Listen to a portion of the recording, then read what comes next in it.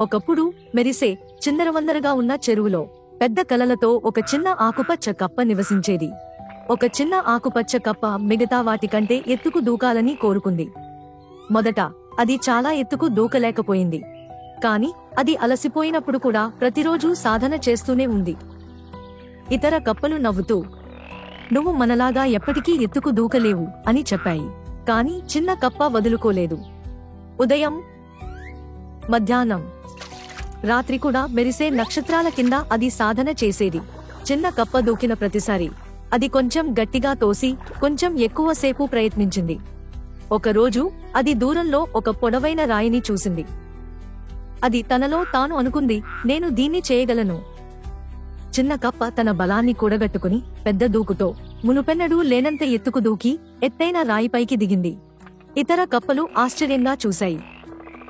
"నువ్వు చేశావు" అని వారు హర్షధ్వానాలు చేశారు. చిన్న కప్ప నవ్వి తన గురించి గర్వపడింది. తగినంత సాధన, ఓపిక, నీ మీద నమ్మకం ఉంటే నువ్వు అనుకున్నది ఏదైనా చేయగలవని అది నేర్చుకుంది. ఆ రోజు నుండి చిన్న కప్ప ఇతరులను ప్రోత్సహించి ఇలా అంది, "వదులుకోకు, నిన్ను నువ్వు నమ్ముకో, నువ్వు గొప్పవాటిని సాధించగలవు."